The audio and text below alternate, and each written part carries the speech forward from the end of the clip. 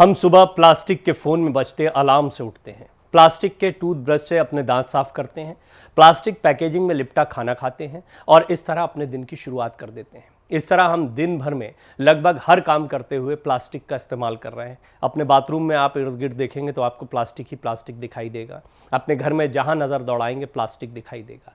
Plastic हमारी ज़िंदगी में इस तरह घुल मिल गया है कि उसने हमारी दुनिया में अपना एक हिस्सा बना लिया है। लेकिन ये इतना हानिकारक है कि धीरे धीरे हमारी ज़िंदगी को निगल रहा है और इस बात का हमें एहसास भी नहीं हो रहा। प्लास्टिक एक ऐसी सामग्री है जो किसी सिंथेटिक या अर्ध सिंथेटिक प्रकार के पॉलीमर से निर्मित हुई है। पॉलीमर एक बड़ा अणु है जो जुड़े हुए दोहराए जाने वाली चीज़ों या छल्लों से बना होता है, जिन्हें मोनोमर्स कहते हैं। रेशम, रबर, सेल्यूलोज, केराटिन, कोलेजन और डीएनए प्राकृतिक पॉलीमर के कुछ उदाहरण हैं और ये पॉलीमर का आकार है जो प्लास्टिक को प्लास्टिसिटी देता है। प्लास्टिक लगभग किसी भी कार्बनिक पॉलीमर से बनाया जा सकता है।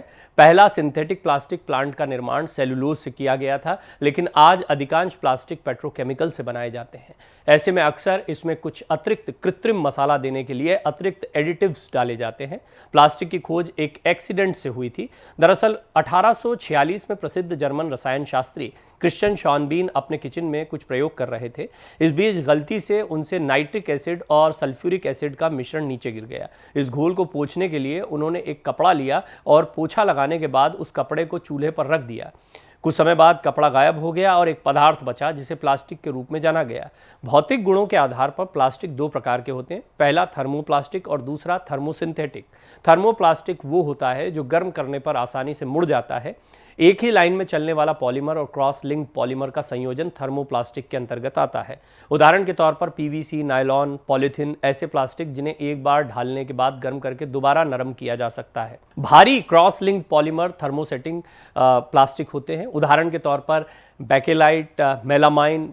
बेकेलाइट का उपयोग लाइट के स्विच बनाने के लिए किया जाता है, जबकि मेलामाइन का उपयोग फर्श की टाइल्स के लिए किया जाता है। प्लास्टिक एक ऐसा पदार्थ है जिसे खत्म होने में सदियां बीत जाती हैं। यदि ये किसी खेत में चला जाए तो वहां सदियों तक जीवित रहता है और इससे उस खेत की उर्वरा शक्ति पर भी असर पड़ता है। वहीं यदि इसे जलाया जाए तो ये पूरी तरह खत्म नहीं होता और इसके धुएं से वायु प्रदूषण जैसी स्थितियां सामने आती हैं।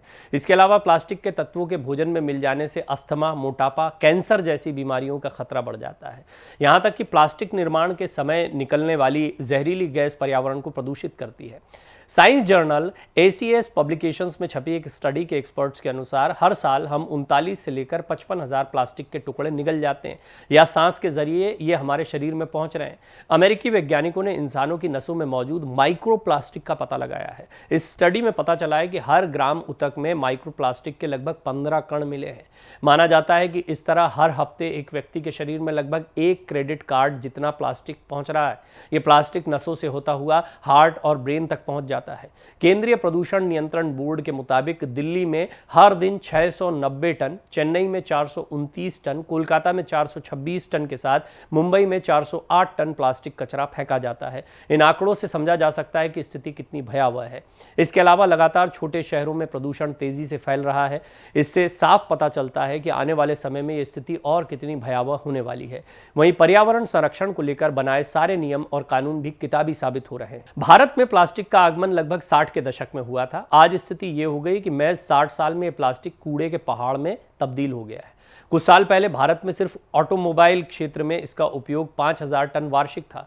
संभावना यह भी जताई गई है कि इसी तरह उपयोग बढ़ता रहा तो जल्द ही ये 22,000 टन तक पहुंच जाएगा। भारत में जिन इकाइयों के पास ये दोबारा रिसाइकल के लिए जाता है वहां प्रतिदिन 1,000 टन प्लास्टिक कचरा जमा होता है। इस प्लास्टिक के कचरे का 75% भाग कम मूल्य की चप्पलों के निर्माण में खपता है। 1991 में भारत में इसका उत्पादन 9 लाख टन था। आर्थिक उदारीकरण की वजह से प्लास्टिक को लगातार बढ़ावा मिल रहा है। इस प्लास्टिक के कचरे का 75% भाग कम मूल्य की चप्पलों के निर्माण में खपता है। 1991 में भारत में इसका उत्पादन 9 लाख टन था। आर्थिक उदारीकरण की वजह से प्लास्टिक को लगातार बढ़ावा मिल रहा है। 2014 में प्रकाशित एक रिपोर्ट के अनुसार समुद्र में प्लास्टिक कचरे के रूप में 5,000 अरब टुकड़े तैर रहे हैं। अधिक वक्त बीतने के बाद ये टुकड़े माइक्रो प्लास्टिक में तब्दील हो गए हैं। जीव विज्ञानियों के अनुसार समुद्र तल पर तैरने वाला ये भाग कुल प्लास्टिक का सिर्फ सिर्फ 1% है, जबकि 99% समुद्री जीवों के पेट में या फिर समुद्र तल में छुपा हुआ है।